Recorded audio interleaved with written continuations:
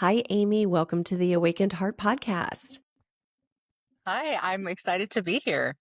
I am excited to have you here as well. And this is a conversation I haven't had yet on this podcast. And I know that this is something that affects a lot of people. I had read that it affects something like 400 and something thousand people a year, Lyme disease. And your story is a really powerful one, how you turned that into something that has empowered you to help others. And you've written a book that recently just came out, two books actually. Your first one was The Lyme Story in 2014, and then you just released The Mountains We Climb just last month, and now it's number one on Amazon. I think that's pretty incredible. And I would love to hear from you. Your journey with Lyme disease was long and incredibly challenging. And I know a lot of people face this as well because it can be so misdiagnosed as something else other than what it is until the disease gets really. It's amazing that a little bug can create such a debilitating illness in somebody, and it's not that often talked about. Can you take us back to the beginning? What were the early days like before you even had a diagnosis? Yeah, and going back to the number that you just quoted, honestly, Lyme disease, I think someday when we know what the real number is, we Mhm. will all just be shocked, honestly. I think the number of people dealing with this disease and the number of people who have a misdiagnosis like I did is going to be staggering. In my story, before I even had a diagnosis, to go back to when I very first got sick, I was a young mom, had just had my fourth son. I was in those months of, you know, being a year out from having my last child, knowing he was my last child, hitting the gym 4 days a week. I was feeling really strong and healthy. And I went from that state to being so sick, crippled by pain and deep exhaustion that I had to cancel my gym membership in 3 months' time. It was that debilitating. I, of course, went to the doctor. I'm a really strong person. To add to that, I'm a pretty stubborn person as well. So it took me a while. I powered through for a while and then just got to the point where I was like, something is really wrong with me. I don't know what it is. I need help with this. I went to the doctor. They ran all sorts of tests. They tested me for MS. They tested me for a lot of neurological diseases, Lou Gehrig's disease, even Parkinson's disease. I saw neurologists. I spent a lot of time with a lot of different specialists trying to find out why, as a very young person, I was suddenly so sick and crippled by pain. Nobody could help me. Nobody So had any frustrating. answers for me. And I ended up in pain management where a doctor told me, I have to give you a diagnosis. I don't know what's wrong with you, but if I don't give you a diagnosis, I can't help you with your pain. And so he gave me a diagnosis of fibromyalgia. And Mm. that's where I was for 5 years before I got my diagnosis. How did you finally find someone that gave you the correct diagnosis? Well, it's a long story. It's a long story, but I'll give you the short version. So, I had a couple of really great doctors, and I don't believe in coincidences at all in life. I've just lived long enough to not believe in that anymore. Mm. And my mom was on her way to work. My mom is a nurse. She was on her way to work one morning, and she was listening to a local radio station, and there was a doctor on the morning show of that radio station who was advocating for Lyme. It was like Lyme Awareness Month or something, and they were out educating people on Lyme disease, which was pretty rare and unheard of at the time. And this person was talking about a documentary, Under Our Skin. And when my mom got to work, she called me and she was very excited. I could tell as soon as I answered the phone. She's like, "Oh my gosh, Amy." She started talking and all excited. And I was like, "Oh my gosh, mom, I chased so many, like, right. And I talked to so many doctors. And unfortunately, a big part of a lot of people's diagnosis is being kind of treated poorly by the medical field Yes. and being ignored or told you're crazy or you're drug seeking. And unfortunately, that's part of it, the story of a lot of people's story, not just my story. And so I just really wasn't excited to chase another wild ending. And before my mom hung up the phone, she said, Amy, you have to check this out. These are your people. And that really caught my attention because I didn't know anybody like me. I didn't know anyone else who was suffering like I was suffering quietly. And I knew something was killing me. I just didn't know what it was. Mm. And so that got me off the couch. And back in the old days, right, we didn't have our phones or I had to go to the computer room and get on my computer. And I typed in that documentary, Under Our Skin, and the world of Lyme disease just opened up for me. Ooh, I just got chills. And I just read one story after another and watched one story after another and saw one doctor after another. And mom was right. These are my. Mm. And so, yeah, from there, I called my husband. I'm like, oh my gosh, I have Lyme disease. This is what's wrong with me. I just need to get diagnosed so I can get treated. He was like, yay, let's do it. Call your doctor. So, and at that time, I was very naive and I thought this is how easy it's going to be. And I called my doctor, I made an appointment, and that's really where I met my first resistance. And I wasn't my regular doctor. My regular doctor had left my clinic. And so I was kind of in between doctors. And they told me I was foolish. There was no such thing as chronic Lyme disease. Wow. They made me sign a paper saying that I would pay for this test should my insurance company deem it ridiculous. How long ago? This is about 7 years ago. I know there's been a lot of Several. changes. It was about 15 years ago, a little bit more. Wow. Okay. 'Cause I seem to be seeing it a lot more, Yeah. people talking about it. Oh, for sure. It's much better now, though not perfect now Mhm. still. So of course I did all that and fought for that test and my test came back negative. And so then felt like, oh, I was defeated, I went through all this, came back to square one. So went on just as I was, for a while and had talked to established with the primary. My aunt had this same pain doctor. And that my pain doctor, I'd had an appointment with them a few months later, was kind of talking to them about this. And he said, you need to pursue this. This is something you need to pursue because you don't fit fibromyalgia. You're too young for fibromyalgia. There's something going on with your nervous system. You need to pursue this. And so I did. That sparked me a little bit. And I just decided, my husband said, if we're going to pursue this, let's find somebody who knows what they're doing. Really wasn't anybody in Minnesota at the time. And so I ended up flying to California where I met Dr. Harris, who's a great Lyme doctor who quite frankly saved my life. And from there, the Lyme world really just absorbed me. My local newspaper towards the end of my treatment did an article on me. That's really when the Lyme world absorbed me. And I started working with patients who would call me, knew my story. They knew I was getting better. They wanted to know how I was getting better. That kind of sucked me into working with people, establishing support groups. I started working with Minnesota Lyme Association for a while, helping establish support groups and really working with Lyme patients everywhere, establishing friendships. I did that for many years, really getting sucked into Lyme awareness and really spreading the word, helping people know what to do when they had Lyme, where the good doctors were. And from there, really just developing this frustration of why do we not have these resources for people? Why do we not have, cancer people? If you have cancer, you have cancer clinics where you can go and have everything you need for these treatments. Why don't we have that why is Lyme so hard? Why can't we have doctors that believe us? Why can't we have treatments that support our bodies? And I always tell people New Hope, our New Hope Wellness Center was born out of frustration. Why don't we have these things? And pretty soon, why don't we have these things turned into, can we have these things turned into, we're going to have these things turned into, I'm going to make this place turned into, we have New Hope Wellness here in Mhm. Alexandria, Minnesota.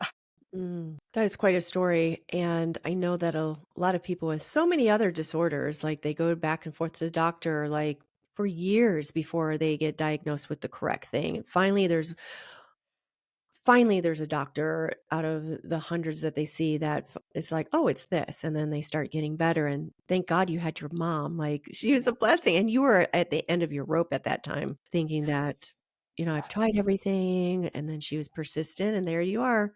Yeah. There's your crowd. Yeah. I was really sick. I was really to the point of, again, very healthy person to dragging a leg about every fourth step. I was a Wow. singer who could no longer sing. I couldn't control my vocal cords. I had no control in my voice anymore. I couldn't carry a gallon of milk because I couldn't Jesus. grasp. I didn't have the muscle strength to grasp to carry a gallon of milk. And Mhm. I had four little kids. Like Yes. my fears were I wasn't going to be there to raise my children anymore.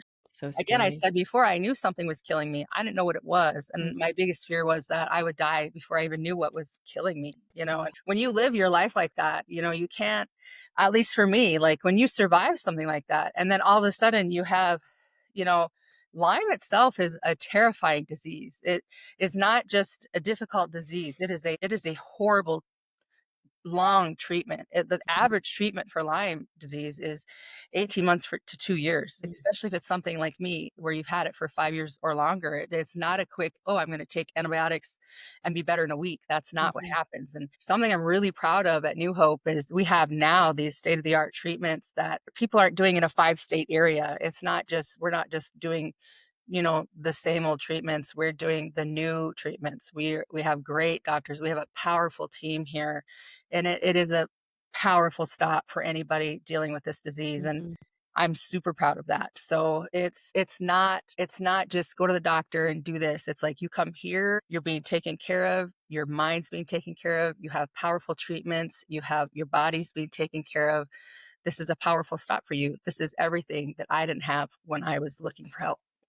Now, for those that don't really know what Lyme disease is, I'm sure people have heard about it. And I know it comes from the deer tick and the bacteria that they inject. And it's not every single tick. Can you explain what Lyme disease is and what some of the symptoms are and what some of the treatments are? I know you have a completely different way of approaching it. I know some of it is your emotional resistance. You help with that. Emotional resistance and healing is part of what you do at New Hope, correct? So Lyme is that's even a hard question to answer because Lyme affects everybody a little bit differently. What Lyme is you can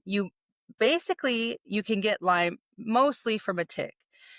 We can get Lyme from other things. For example, I have two sons. We went on a hog hunt in Texas, and I had two sons who were bitten by fleas, and they were infected with Bartonella, which is also a tick illness. Wow. So we mostly get Lyme disease from ticks, but you can get tick illness from or Lyme disease from other things. So that's the catch 22, right? But mostly we're talking about ticks, right? So we get Lyme, anaplasmosis, ehrlichiosis, babesia, Bartonella. Those are all tick disease. So those come largely from ticks. Deer ticks are a big offender, but all ticks hold disease. So that's a big falsehood too, where people are like, oh, it's not a deer tick, so I'm okay. No, you're not okay. If you got If you bit by get just that regular, bullseye, yeah. right, you can get it from anything. The bullseye is also a false, right? Mm. Hopefully you're lucky enough to get a bullseye, but only 50% of people do. Oh, so there's no I warning. did not see my tick. I did not Mhm. get the bullseye. Oh, So when I got sick, we weren't sure what got me sick. My doctor actually suspects that I got Lyme from a spider bite oh, because 6 weeks that's before nightmare. or about 8 weeks before I got sick, I was doing yard work under our deck and I had a spider land on my neck. I slapped it. I know it was a spider. I felt it bite me. I squished it in my fingers, threw it. I had a classic rash, went to the doctor. Mm. They were like, "Oh, you have cellulitis. It's okay." 8 weeks later, I was so sick. I was feeling symptoms. 4 months later, I was canceling my gym membership. Wow. So we're not sure, right? And that's where some of the research that now is being done. So we know we can get it from other things. Now, when we're out in the woods, we need to be cautious. Michigan has a lot of Lyme as well. California has a lot of Lyme, and a lot of people. I've had people say, "Well, I'm from Colorado. I don't have Lyme," or "We don't have Lyme in Colorado." I'm like, last time I checked, ticks don't stop at the border. So we all have Lyme. It travels to different states on animals, on birds, on people. So if you're out in the woods or fishing, even on the lake sides or river sides, and you have any suspicious symptoms, flu-like symptoms, a rash of any kind, if you're bitten by a tick and it has any kind of a redness to it, a lump underneath it, if you develop fever, flu-like symptoms, those are symptoms that you need to be aware of and that you need to treat. You can also take a tick and send it in to be tested. That's a very simple and easy thing to do. We do it every year. Ticks are out. They're just things to be aware of. And after what I've been through, I'm a huge outdoors person. And I have a lot of people say to me, how can you even be outside? Like, how can you even go outside after everything you've been through? And I just respond with, hey, I'm not letting Lyme take one more thing from me. It took a lot of things from me, and I am not letting it take one more thing. I love to be outside, Mhm. but we're very aware. I have 4 sons. We're all hunters, we're all fishermen, we're all camper. We love to be outside, but we have a regiment. And when we've been outside, we check for ticks when we come in, and we check again before we go to bed, because anything we missed on the first check, we're going to find before we go to bed. So, and if we find a tick, we check it, we check, or we send it in to be checked. If we have any kind of a reaction, we treat it. And then you're not going to end up with a chronic sickness or illness like what I dealt with. You get it in the beginning. It's crazy, like, I've spent my whole life outdoors. I love being outdoors in the woods and stuff, and it's only over the last couple of years that I've heard about ticks and Lyme disease and how devastating it is and to watch out in the woods, and it's good to be cautious, but why didn't we hear about this so much back in the day? Like, we'd run around as kids through the woods, and I don't think our parents said one thing to us. I mean, of course, I was a '70s baby out and about. Well, I think there's a couple reasons for that. One, I don't think our parents knew the danger, right? Mhm. There's a lot of people, I think, who had Lyme then. There's a lot of misdiagnoses for Lyme now. MS is a huge one. Parkinson's is a big one. There's a recent study on Alzheimer's brains where they weren't even looking for Lyme. They were studying something with Alzheimer's brains, and they found in 9 out of 10 brains Wow. they found the Lyme bacteria in 9 out of 10 Alzheimer's brains. And that's what I was kind of alluding to earlier when I was talking about we don't even know the cap on this yet. So Lyme has been around for a long time. I think it's kind of being disguised under misdiagnoses right now. Gosh, my mom's got Alzheimer's, but that is quite the statistic. And I remember we were out, my friend and I were out at a park and we just like laid a blanket out in this field and we left. And then I think 2 days later, she called me and she said, "Oh, I found a tick crawling in my hair." 2 of them she found. But I think they were in her house, but it kind of freaked me out. Like, I didn't have any, I didn't see any. And then she found one in her car. I think somebody pulled one out at her work. And I remember, like, I think a week later, I felt the back of my neck and there was a lump back there. There was something like crustate. Oh God, when you mentioned that, I thought about it because it was like on the back of my neck and it crunched when I pulled it out. I'm like, oh my God, what was that? It So, is probably and a I had tick. showered. Oh, and I had showered. I was like, what is that? And the bump went away and stuff. And I had someone look at it. It was Yeah. nothing. But just, I remember that crunch. I'm like, what the heck was this? Oh, yeah. Yeah. Well, keep an eye out for any symptoms. Well, it was a long time ago. It was last year. So, and I was, And again, not every chick has Lyme. I will say mhm, that, right? But if it's a deer chick, a great many of them do. mhm. Yeah. Something so small can be so devastating. Yeah, it really can. Lyme Crazy. disease is devastator of lives. It really Yes. is. Yeah. Yes. Well, gosh, I'm glad there's people like you out there that have, such a support for someone that feels so alone. They're suffering through so much without their doctors, like, gaslight them and then them not knowing enough about it and going for years without treatment. Like, you're like a beacon of hope for everyone. Like, New Hope is perfect because they have new hope that they can be treated and live a normal life. Yeah, that's my big goal really at New Hope is, because honestly, I know what that feels like. I know what that's like. When you're going from doctor to doctor, that was one of my big lessons, I think, through that. There were so many lessons through that. But one of the big lessons I learned was to advocate for yourself. You have to advocate for Hmm. yourself. We all we're kind of raised to trust your doctor, to listen to what they say. And I'm not dogging doctors. There's a lot of good doctors out there.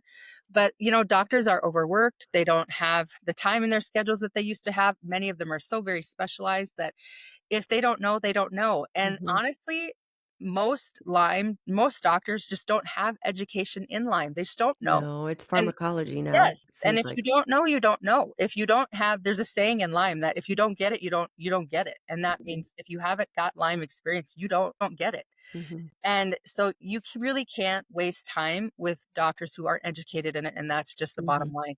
And you have to find a doctor who is educated in it. And once you find that, then you have hope when you find somebody who knows what they're doing. And that was something my doctor said to me many years ago when I was first sort of kind of be overwhelmed by the people in Lyme who were hearing this story that I had of recovery and they just hadn't heard this story. They hadn't experienced that themselves, and they were looking desperately for hope. And they were coming out of the woodwork. They were calling me, they were emailing me. I was even people from other countries. My phone was ringing in the Target bathroom stall.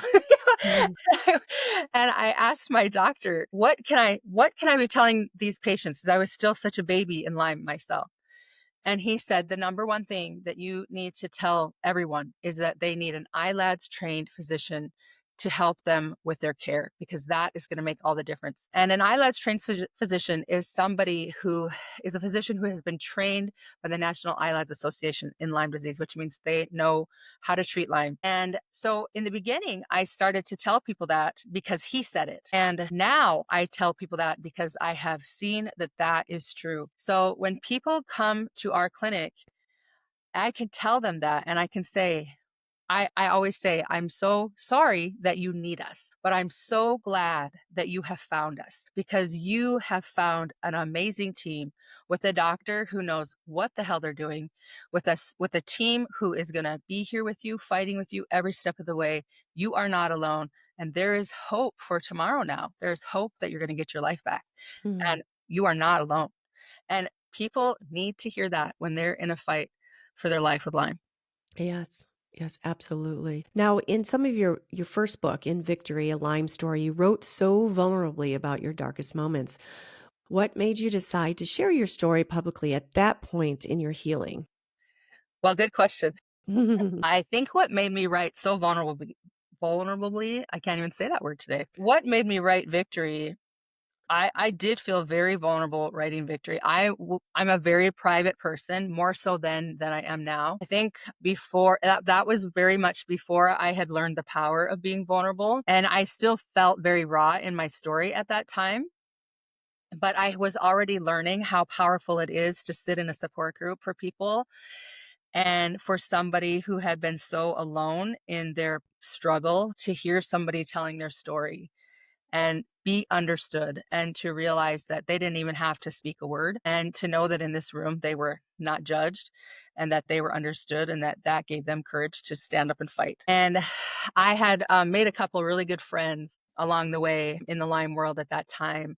And I was doing some public speaking at that time about my story. And these friends said to me, you have to write your story, because you need to reach more than you're reaching, that people need to hear that you can recover. People need to hear that there is hope with this disease, because nobody knows it. Mhm. And so that inspired me to be vulnerable and write my story. But it was very vulnerable.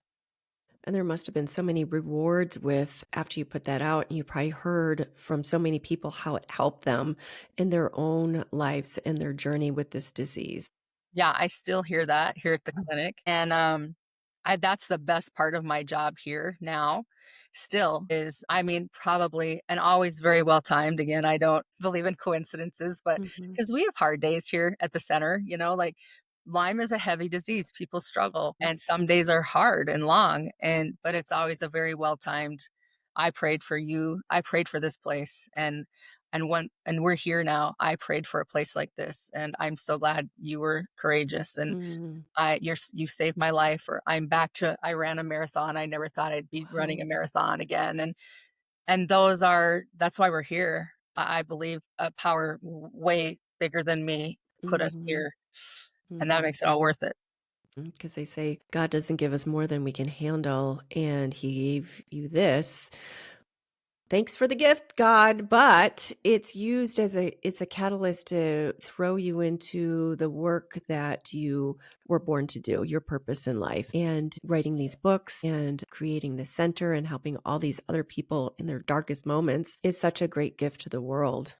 Yeah, and I think it's the mountains we climb, right? Like Yes, yes, that's how I got exactly. to the mountains we climb. It's the mountains we climb, and when we're climbing mountains, and when you get to the top of a mountain like Lyme disease, or depression or anxiety or whatever it is, for me, I can't just sit at the top of the mountain and be grateful I got there. I got to turn Mhm. around and be like, who needs help getting up here? Like, hey, we made it. Like, let's get everybody up here. And that leads to your latest book, The Mountains We Climb, which you just mentioned, and that's doing so well. Your newest release. You guide readers through overcoming life's obstacles. How does this book build upon the foundation you laid in victory? Well, I think a lot of my foundation, started with Lyme. I wouldn't say that it all started with Lyme, but a big part of it did. Life is not always easy. In fact, I think it rarely is. And I think if we have that misconception of I'm just going to cruise through and everything's just going to be easy, we're in for some Mhm. disappointing. We're the proverbial universal 2x4. Right, exactly. Exactly. But I think that's kind of where mountains come in, the mountains we climb. It's really about just establishing some of those foundational tools for emotional resilience. What makes us emotional resilient? What makes us able to power through some of those hard times? And can we develop that? And we know that we can. Science tells us we can develop emotional resilience. And I think through struggle, after struggle comes joy. And that's what life is really all about. And so Mhm. if we can figure out how to get through the struggle, a little bit smoother, we get to the joy. And that's how we develop. That's how we do develop that resilience. That's how we do find peace. And as I've been a coach and as I've been working here at New Hope, with our Lyme patients. And, I run my own practice out of New Hope as well as an emotional resilience coach. I really was seeing, especially after 2020, I think that really exposed us as a society in some things that we really Yes. are in need of. And, having just the pauses of life, having just the ability to self-assess, having the ability to just, okay, where am I going to pivot from here? How am I just going to get myself through this without throwing myself off the edge, right? Like, Mhm. how am I going to do this? And so that's really what the mountains we climb is about. We all have mountains to climb. We all have struggle. I don't know anybody in life who doesn't, and we all need to develop these skills. And so, Mhm. yeah, the foundation for mountains came from my Lyme journey, from grief, from losing a child, and that's where Mm. the foundation started.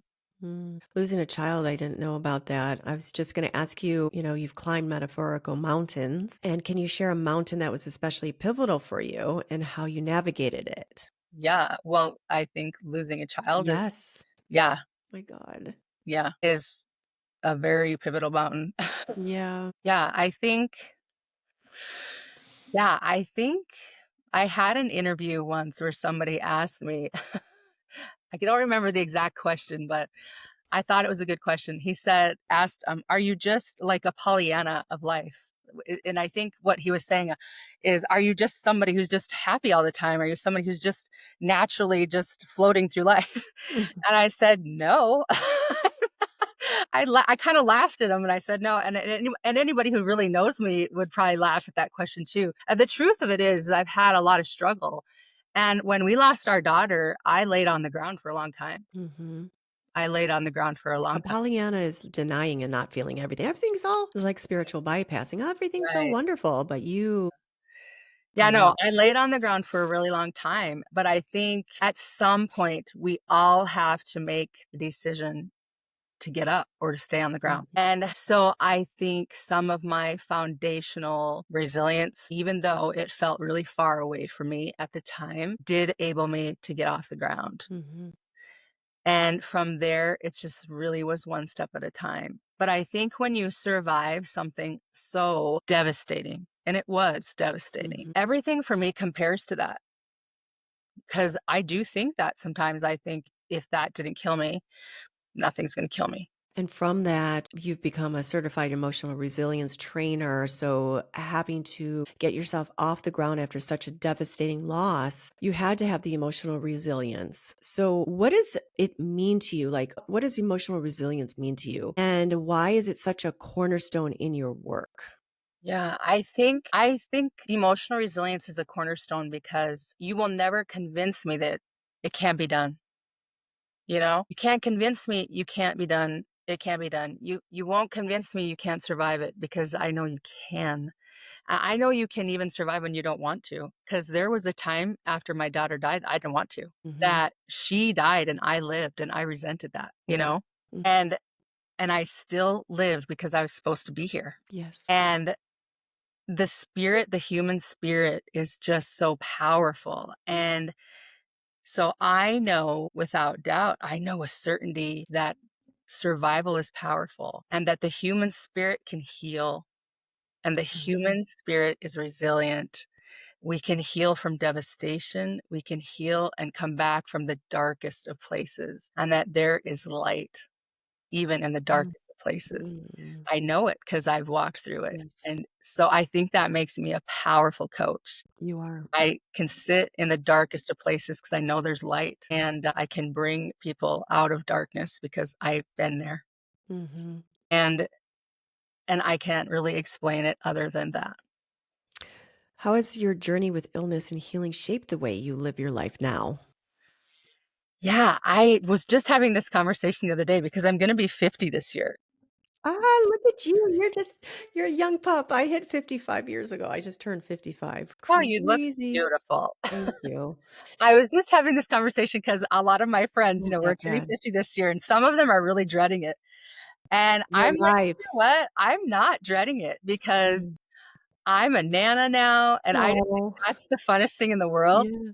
And I'm so proud of a lot of things that I've accomplished. And there was a time in my life that I mentioned earlier when I had Lyme and when my daughter died again that I didn't really want to live. Mhm.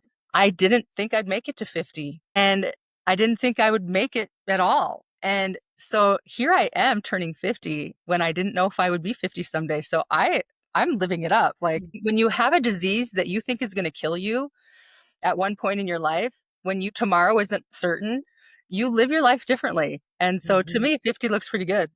mhm. Yes, it's good. Here you are, and you're helping so many people around the world with, bringing awareness to it and emotional resilience and your books and your powerful story. Supporting others through their struggle. What do you want people to understand about those silently struggling with chronic illness like Lyme disease? Yeah. And I'll even expand that. So anybody struggling with anything silent. So anybody struggling with Lyme disease, and I'm going to expand that to anybody struggling with chronic anxiety, anybody struggling with depression, because I see that a lot through my office. People who are just generally silently struggling, because there's a lot of silent struggle out there amongst men and women. Recently I heard a statistic which was just startling in the mental health world, which is 70% of us are living in fight or flight, which Mm, fight or flight is we're going to die, right? Like fight or flight is tiger chasing us and we're going to die. mm.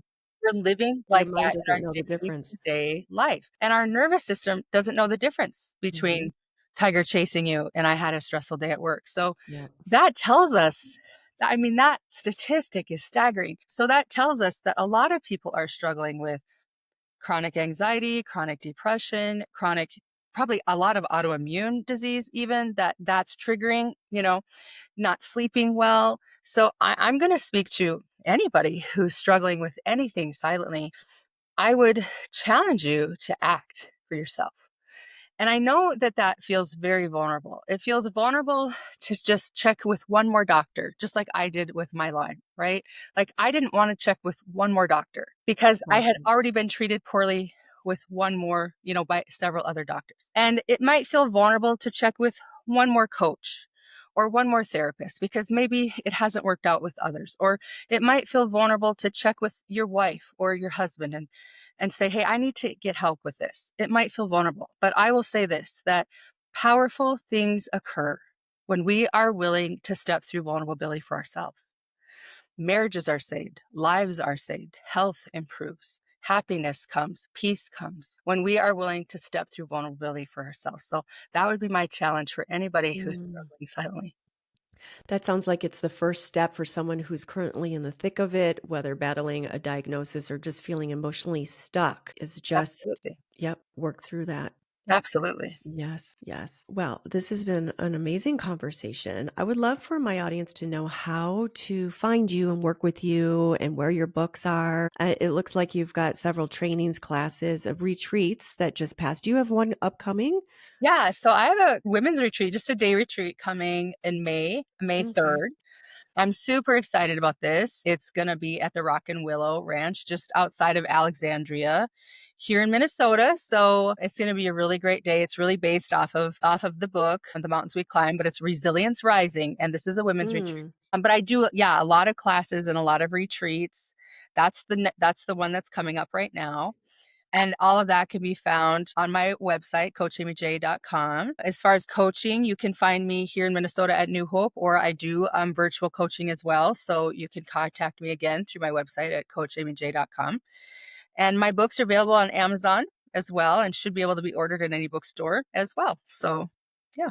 wonderful, wonderful. And I'll add those to the show notes. Is there anything that we haven't talked about or anything that you would like to leave my audience members with? I think so. I think we covered it. Okay, great.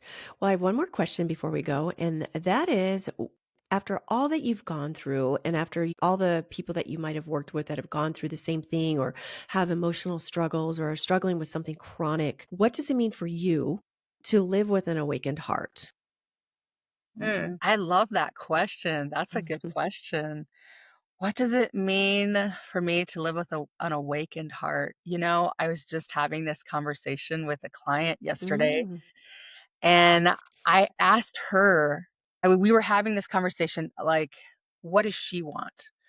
And I said to her, again, I was talking about, I'm going to be 50 this year. And I was saying to my husband this year, or this the other day, I want this half of my life to just be what I want. I've spent so much of this life fighting to be healthy, healing from things that have happened to me. And I want this half of my life to just be peace and happiness mm, and just leading the way to light. Like, I just want to be. And I think that's what it means. I think that's what it means. Like, I have an awakened heart now, and I just want to be. mhm, Instead of struggling to get somewhere, I just want to be here now. mhm. And it's like the polarity, the light and the dark. All those years, there's been some light in the dark times, but it's a whole new fresh start. It's a whole new decade, let's face it. Yeah. Yeah, I And love that question. lean into that with an awakened heart. Beautiful. Mhm. Well, thank you, Amy, so much for coming on the Awakened Heart podcast and sharing your vulnerability and your stories and such valuable insights. Yeah, so thank you so much for having me. You're welcome. You have a wonderful rest of your day. Yeah, you too. Oh, and happy birthday, fellow Aries. Thank you. All right. Thanks.